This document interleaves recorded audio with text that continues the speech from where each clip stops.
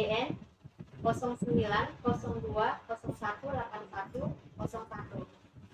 sebagai dosen tetap pada Fakultas Pertanian Universitas Indonesia Timur, Makassar. TMT 27 Desember 2010. Baiklah, saya akan mempresentasikan deskripsi mata kuliah yang saya ajarkan pada Prodi Teknik Pertanian, Fakultas Pertanian, Universitas Indonesia Timur, yaitu mata kuliah Tata Letak Perencanaan Industri. Dengan kode mata kuliah 3PT 317 yang diajarkan pada semester genap atau semester 6 dengan bobot SKS 3 SKS. Tata Letak Perencanaan Industri merupakan mata kuliah yang membahas tentang perencanaan tata letak fasilitas pada sebuah industri. Adapun capaian pembelajaran lulusan prodi yaitu memahami faktor-faktor yang terkait dengan perencanaan fasilitas pabrik, memahami konsep dan teknik untuk mengembangkan alternatif perancangan tata letak fasilitas produksi, material handling, dan sebagainya dengan pendekatan kualitatif dan kuantitatif. Tujuan interaksional. Mata kuliah ini dirancang dalam 16 kali pertemuan. Setelah mengikuti mata kuliah Tata Letak Perencanaan Industri, diharapkan mahasiswa mampu memahami konsep perancangan tata letak fasilitas dan mampu merancang ulang fasilitas berdasarkan fasilitas yang sudah ada dengan memberikan perbaikan atau nilai tambah pada rancangan yang baru. Strategi pembelajaran yang saya gunakan dalam mengajarkan mata kuliah Tata Letak Perencanaan Industri, khususnya dalam Prodi Teknik Pertanian, Fakultas Pertanian Universitas Indonesia Timur, saya mengkombinasikan berbagai macam metode, diantaranya metode ceramah, metode sumbang saran, diskusi, serta student center learning dengan harapan bahwa mahasiswa nantinya akan mendapatkan pemahaman yang komprehensif mengenai materi perkuliahan yang saya ajarkan. Jadi di sini saya mengkombinasikan beberapa metode dalam pengajaran saya ini. Adapun pada pertemuan awal atau pertemuan pertama, saya menjelaskan kontrak belajar. Jadi, di sini saya menjelaskan tentang kesepakatan terkait kehadiran, keaktifan mahasiswa dalam forum diskusi, sikap atau attitude dalam kelas. Tugas mata kuliah dalam hal ini mahasiswa dituntut untuk mengerjakan makalah-makalah yang nantinya dapat menjadi literatur bagi mahasiswa itu sendiri dan menjadi literatur bagi dosen pengampu mata kuliah. Kemudian, dalam perkuliahan digunakan juga metode tanya jawab yang interaktif serta ujian tengah semester dan ujian akhir semester yang diadakan sesuai dengan jadwal kalender akademik Fakultas Pertanian. Bisa dalam bentuk esai dan bisa dalam bentuk evaluasi lainnya. Capaian pembelajaran oleh mahasiswa dalam mengikuti mata kuliah, aspek yang akan dinilai, penilaian kehadiran sebesar 20%, keaktifan mahasiswa dalam forum sebesar 15%, penilaian sikap atau attitude mahasiswa sebesar 15%, tugas mata kuliah sebesar 10%, ujian tengah semester sebesar 20%, dan ujian akhir semester sebesar 20%. Untuk lebih memperjelas materi kuliah Tata Letak Perencanaan Industri, silakan simak video pengajaran saya berikut ini. Assalamualaikum warahmatullahi wabarakatuh.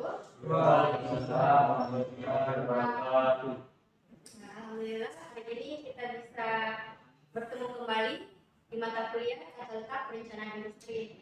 Baiklah, sebelum memulai perkuliahan, mari kita berdoa menurut kepercayaan masing-masing. Doa dimulai.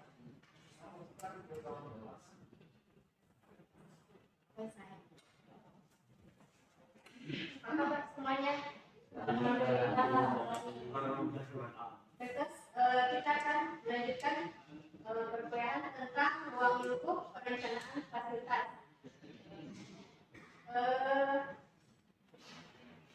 Perencanaan fasilitas itu yang dilakukan untuk menentukan bagaimana cara melakukan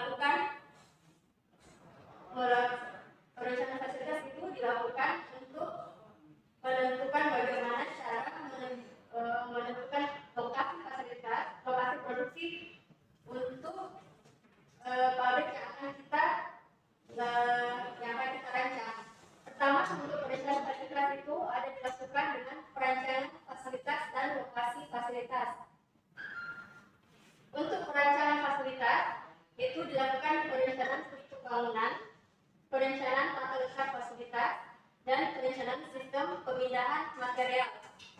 Sedangkan kalau lokasi fasilitas akan ada beberapa hal yang akan dibahas. Ruang lingkup perencanaan fasilitas itu perencanaan fasilitas akan didahului oleh penetapan lokasi pabrik, kemudian penetapan lokasi merupakan aktivitas pemilihan lokasi di mana fasilitas-fasilitas produksi harus ditempatkan. Yang ada yaitu level penentuan atau decision. Itu ada national decision yang berupa political, sosial, ekonomi, kemudian currency exchange rate. Kemudian ada yang kedua yaitu regional decision, yaitu berhubungan dengan limit customer, konsentrasi, of organization. Kemudian ada community decision, transportasi sistem, ketersediaan transportasi, sistem transportasi.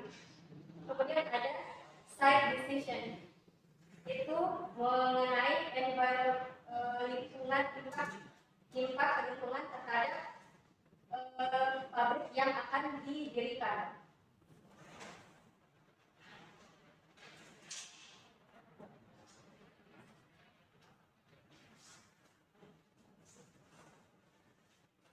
Faktor-faktor yang dilakukan untuk pertimbangan dalam penentuan lokasi yaitu pada lokasi pasar, kemudian pada lokasi sumber bahan baku, alat angkutan, sumber energi, pekerja dan tidak lupa undang-undang pajak, sikap masyarakat, air dan limbah industri. Kalau lokasi pasar itu yang kita perhatikan yaitu di mana kita akan menjual bahan hasil dari hasil produksi kita ke lokasi pasarnya. Apakah jauh dari tempat lokasi pabrik kita, kemudian lokasi sumber bahan baku, di mana sumber bahan baku yang akan kita peroleh. Bisa ada yang ini kan salah satu contoh perusahaan yang bergerak di bidang pangan. Contohnya Mayor produksi gandum dari jagung ke tepung tapioka begitu. Itu biasanya ada di lokasi, kalau perusahaan yang begitu biasanya ada di lokasi industri. Kalau itu yang kita harus ketahui dari lokasi pasar itu karena dari gandum. Kalau gandum di mana produksi gandum yang sumber gandum yang kita akan peroleh gitu. Kemudian lokasi pasar di mana akan dijual, apakah kita akan kita hanya akan mengolah gandum tersebut menjadi bahan baku yang pertama, misalnya menjadi tepung. Setelah pengolahan tepung, kita akan menjual kemana, atau kita akan membuat produk lain dari tepung tersebut. Misalnya ada yang tahu produk dari gandum? Roti. Saya membuat roti. Rotinya di mana mau dipasarkan? Apakah dipasarkan ke toko-toko atau kemudian dari pabrik yang besar ini akan menjual di situ juga atau lokasinya sendiri, atau masukkan ke toko atau membuat tempat penjualan di daerah mana lagi? Jadi lokasi pabrik, jadi lokasi pasarnya itu di mana pasarnya? Kita tahu lokasi bahan bakunya di mana, kemudian lokasi pasarnya, kemudian alat angkutan. Alat angkutan itu dari lokasi sumber bahan baku, di mana dari lokasi sumber bahan baku itu alat angkutan yang digunakan untuk mencapai pabrik, kemudian dari pabrik alat angkutan untuk mencapai konsumen yang tempat kita akan menjual bahan baku itu. Kemudian sumber energi itu listriknya, sumber energi yang ada di pabrik yang akan kita buat. Di mana sumber energinya? Apakah misalnya kalau di sini kan tempat umumnya itu produksi bahan baku kan pengolahan itu kan banyak dikemas ya, oleh pengolahan tanah banyak dikemas. Di sini saya kan Java salah satunya, produknya Java. Ada lagi yang tahu? Yang sumber tenaga manusia. Jumlah tenaga ya pekerja dan tingkat upahnya itu yang selain itu. Kemudian undang-undang dan pajak sikap masyarakat terhadap pabrik yang ada di lingkungannya. Kalau di Makassar ini kan sejak tahun berapa itu sudah dipindahkan ke Sumatera. Itu alasannya salah satu adalah air dan limbah industri. Kan ada limbahnya. Semua pabrik itu menghasilkan limbah. Jadi di sana dikasihkan pusat pengolahan. Salah satu produknya itu kan yang terkena itu Java. Kayaknya semuanya ini kan makan nugget, apa lagi yang pengolahan sosis kan banyak sekali produknya. Apa ada yang tahu sebutkan nama merek? Kalau Java kan itu nama produknya, apa nama yang membuatnya kan Java, salah satunya Java. Kalau ya Garuda Food, Indofood, Mayora, itu kan semuanya banyak hasil produknya dia masing-masing kan. Kayak Mayora itu terkenalnya kan ada yang buat coklat, biskuit. Kalau Java itu yang itu dia nugget, sosis,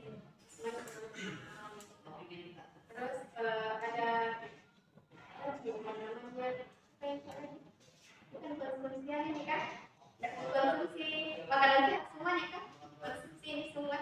Kalau aku itu yang makanan kerja misalnya snack, kalau makanan dasar kayak beli gitu. Mayora besar sekali. Dia itu Mayora itu salah satunya itu DP. Tahu Mayora itu. Dia Mayora punya tempat. Tapi sekarang dia berkembang. Semuanya itu ada yang sudah tepungnya, semuanya kan perkembangan berproduksi yang karena sekarang sudah luas. Dia berkembang hanya dari awalnya ditanya itu kalau sekarang dia sudah punya produk yang lain. Dan rata-rata sekarang itu semuanya mulai membuat itu frozen food. Jadi makanan yang bisa tinggal digoreng. Kita biasa yang ayam goreng, kayak namanya itu, saya lupa nama-namanya juga. Nama-nama produk yang dijual. Saya tahu cuma nugget kan banyak sekali kan. Tergantung apa ya, kualitasnya, harga, kan ada produk harga, kualitas, ada yang ayam ini yang berkualitas bagus, harganya ini. Dengan satu saja, dari apa yang terkenal ya? Hasil single. Ya itu kan banyak jenisnya. Ada yang murah, tergantung kualitasnya masing-masing. Jadi itu produknya. Jadi sekarang perusahaan sudah lihat kalau dia, jadi kita membuat pabrik itu perusahaan, pasti awalnya kita lihat segmentasi pasarnya. Kita mau cari usia berapa? Anak kecil, apa yang dicari anak kecil? Baik buat perempuan. Apa yang dia suka? Warna apa yang menarik untuk anak kecil? Bagaimana caranya supaya anak kecil minta sama orang tuanya? Karena kan orang tua biasanya mengasihkan anak kecil. Kemudian segmentasi anak sekolah, SD, SMP, SMA. SMP, SMA biasa digabung, SD berbeda. Kemudian anak kuliah dia telah diberikan kepercayaan, dikasihkan uang. Jadi dia bisa punya uang lebih dibandingkan kalau anak sekolah. Jadi itu segmennya berbeda lagi. Kalau anak kuliah, apakah dia memperhatikan kesehatannya atau tidak? Yang penting dia mau makan atau dia memperhatikan jenis makanannya. Itu juga segmentasinya. Cuma kalau mahasiswa itu biasanya yang penting kenyang. Yang penting kenyang, apalagi anak kos, yang penting kenyang. Beda mungkin kalau anak sekolah masih ada di lingkungan orang tuanya. Masih ada dibilang tidak boleh, harus makan di rumah. Mau jajan apapun harus makan di rumah. Jadi produknya itu masih produk untuk ibu rumah tangga yang membeli produknya. Jadi kualitasnya masih paling tidak menengah ke atas lah. Karena kan pasti kalau bapak dia pilih, paling tidak pasti dia perhatikan kualitasnya untuk anak-anaknya, untuk orang tua untuk keluarganya. Kalau anak yang mahasiswa kan yang pasti dia enak, kalau anak kecil dia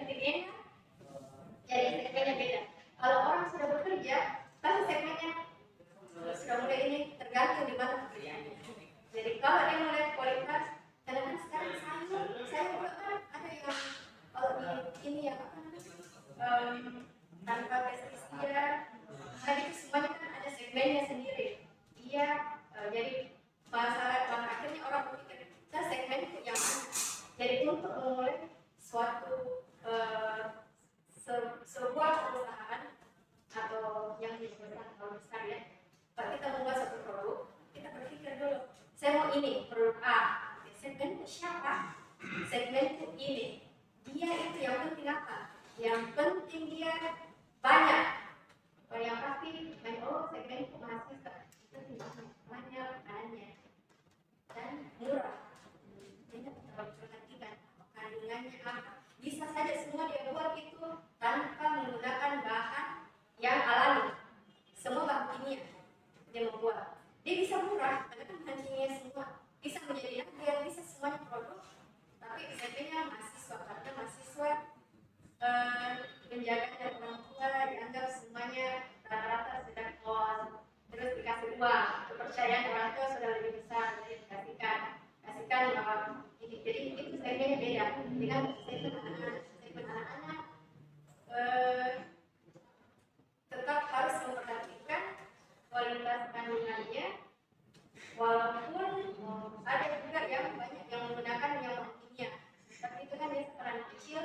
Yang dimanfaatkan adalah anak-anak yang meminta ke orang tuanya dan menangis dan tidak bisa ditolak dan pasti diberikan. Jadi kalau misalnya suatu perusahaan, suatu perusahaan pasti dilihat segmennya siapa dulu. Ada juga iya, misalnya produk apa yang dibikin, kan tidak mungkin juga bahwa kita membuat nugget apa untuk anak-anak. Mungkin banyak kan anak-anak yang malas makan, kan ada yang biasa produk baik, produk biskuit anak-anak kan biasa ada yang nggak campur sayur, karena anak-anak nggak suka makan sayur. Bagaimana caranya supaya makan sayur? Itu caranya, itu yang dibuat kalau untuk produknya. Kemudian kalau untuk orang yang bekerja, bagaimana dia kerja apa? Apakah dia memperhatikan apa yang dia konsumsi? Harus tidak boleh pakai pestisida, harus makanannya segar, harus ini. Itu juga lain segmen. Jadi segmen pasarnya kita harus tahu. Pasar dalam artian yang konsumen yang kita tuju. Jadi kan ada biasa di situ produk memang tidak akan didatangi untuk semua orang. Tapi dia laku hanya untuk yang segelintir dan dia cari sayuran tanpa pestisida, semuanya sayuran lokal, dia pakai, dia tidak pakai ini, dia pupuk alami semua. Ini misalnya sayurnya semua di sini. Memang mahal, karena mahalnya dia memang dia tahu. Saya punya segmen ini, saya bisa misalnya sayur itu sayur kampung misalnya satu ikat harganya 2.000, dia bisa jual 5.000. Karena dia tahu segmenku, saya kasih tahu tidak ada pestisida ini alami. Saya ini semuanya saya jamin kandungannya. Coba kita google apa kandungannya di kampung, ada semua di saya. Beda dengan kalau yang ini sama tadi pakai pestisida, harus kalau lagi cuci yang bagaimana, kalau ini tidak. Jadi segmennya masing-masing. Jadi setiap produk itu pasti kalau meluncurkan satu produk itu perusahaan pasti sudah ada segmen pasarnya. Kalau dia dapat segmen pasar dari di luar tujuannya, alhamdulillah itu kan beda. Semuanya banyak lagi yang misalnya dia ditujukan ke mahasiswa dan orang di luar, selain mahasiswa mau, itu kan berarti semakin kuat segmen produknya. Ini kan kalau perkembangannya.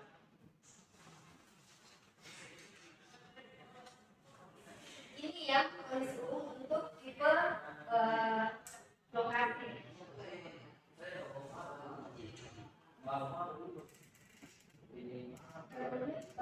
Untuk lokasinya itu yang ini dibicarakan adalah tentang tenaga kerjanya.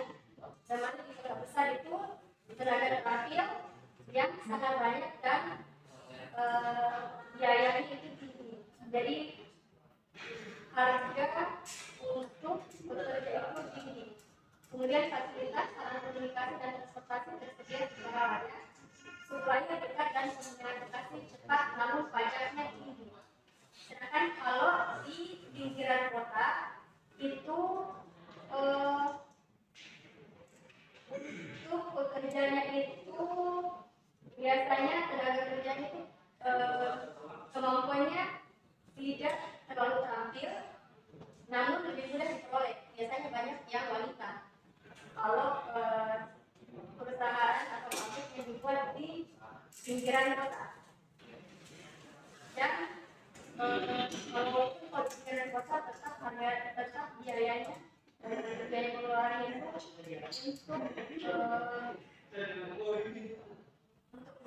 menggaji itu lebih tinggi.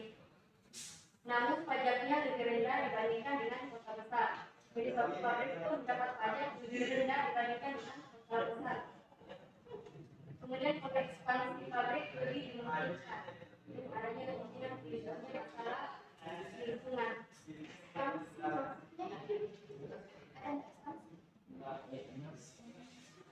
Ekspansi pabrik perluasan. Misalnya dari kapan kita bisa membuat pabriknya memperluas pabrik. Jadi dia di luar kota kemungkinan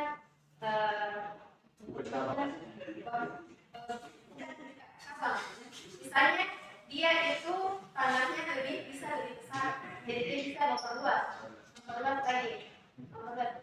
Buka cabang dalam artian bisa membuat produk lain di perusahaan itu. Ya, kalau buka cabang maksudnya yang ke tempat lain, lokasi lain itu beda lagi. Ekspansinya maksudnya gitu. Bisa saja memang ini, tapi ini maksudnya ya di pabrik yang lebih bisa diperluas. Apakah yang pabriknya itu atau termasuk produknya juga itu dia bisa diperluas, dia bisa diperluas ekspansi? Ekspansi produk juga bisa termasuk dalam ekspansi pabrik. Karena kan kalau ekspansi pabrik itu bisa saja jumlahnya yang disorbannya sesuai dengan permintaan konsumen. Kemudian kalau ekspansi produk itu bisa saja karena dari konsumen. Misalnya, kita keluarkan produk ini, kemudian saingan keluarkan produk yang lain. Kan biasanya itu kalau satu produk keluar ada banyak jenis produk dari perusahaan-perusahaan lain, pabrik-pabrik lain. Itu kan biasanya gitu, yang segmen ini ada lagi yang dibikin lebih murah atau lebih mahal, tergantung dari segmen yang kita pilih. Jadi bisa saja satu perusahaan mengeluarkan satu produk yang sama tapi segmennya berbeda, jadi harganya berbeda, jadi variatif. Bisa dari harga yang murah sampai harga yang mahal. Karena dia cuma satu pabrik, jadi kualitasnya memang mungkin berbeda. Kalau misalnya produk itu biasanya kan ada di situ kandungan di label kandungannya itu, itu bermanfaat untuk dilihat. Dan biasanya kan kalau orang pangan itu biasanya ibu sampaikan selalu kalau masih sedang lihat kita itu yang kandungan di dalam itu komposisi kandungannya ada manfaat itu sebenarnya. Supaya kita tahu ini sebenarnya bukan bahan alami, ini sebenarnya dalam bahan kimia. Minimal kita tahu sebab memang bahan kimia dijual, kita tahu bahan kimia. Ada kandungannya yang di dalam. Berapa karbohidratnya, berapa karbohidrat, berapa ini, atau kandungan misalnya dipakai gula apa? Gula dari sakarin atau gula yang asli, kan ada memang di minuman itu biasa. Ada informasinya bisa. Itu sebenarnya bermanfaat untuk tahu apa kandungan makanan yang kita masukkan ke dalam tubuh kita. Ya, salah satunya bisa kontra. Tapi nggak tercoba. Saya masih ini. Masa? Sudah ada itu. Itu ada komposisinya ada cowok. Maksudnya kamu gas sih apa? Kamu apa maksud komposisi apa nih? Masa? Ada kan? Kenapa tidak viral? Di mana? Apa kandungannya? Mungkin sudah dibayar dari tidak viral. Jadi warna alat itu tidak masuk ke Iya. warna alat apa? Jadi Dari alat nabati gitu dari. harusnya kalau dia bilang alami, Lebih bagus untuk warna. salah satunya daun suci paling. Daun pandan kan aroma terlalu hijau. Kalau daun suci itu kalau hijau. Ini dari warna tidak perlu sih dalam Begitu kok. Ibu, apa dampak dari satu pabrik ketika membuat satu produk tapi dengan menggunakan bahan yang alami semua? Maksudnya dia kan bisa bagus toh, memang bagus sekali. Tapi maksudnya kenapa tidak? Kalau kita kan bagus, kenapa pabrik itu dia tidak ada satu saja yang membuat begitu? Oh, karena ini mungkin. Oke, silakan. Kalau ada jenis ilmiah yang bisa terlari, kalau nggak ada kalau nggak ada bahan ilmiah itu nggak bisa terlari makanan. Kalau bahan kimia yang alami, kayak ada betul itu jawabannya. Ada yang alami yang bisa mempertahankan bahan makanan. Ada yang alami. Misalnya, Dari hewan. bahan makanan yang kita Dosi. yang contohnya apa? Gula. Gula itu bisa menghambatkan perkembangan mikroba. Jadi dia bisa sama produk-produk gula atau garam. Garam dengan menambahkan garam. Garam ada yang alami, ada dari bahan kimia. Jadi kenapa orang membuat kimia sekarang? Kenapa berkembang ini semuanya orang membuat bahan makanan kimia? Kenapa orang gitu? Untuk sekarang ini ya, dulu kan tidak ada. Ya, Sekarang karena Untuk mempertahankan produk gitu. karena banyak sekali manusia untuk bahan makanan itu yang alami tidak bisa mencukupi kebutuhan semua manusia yang ada di muka bumi. Baiklah, terima kasih. Baiklah, untuk pertemuan hari ini kita tutup.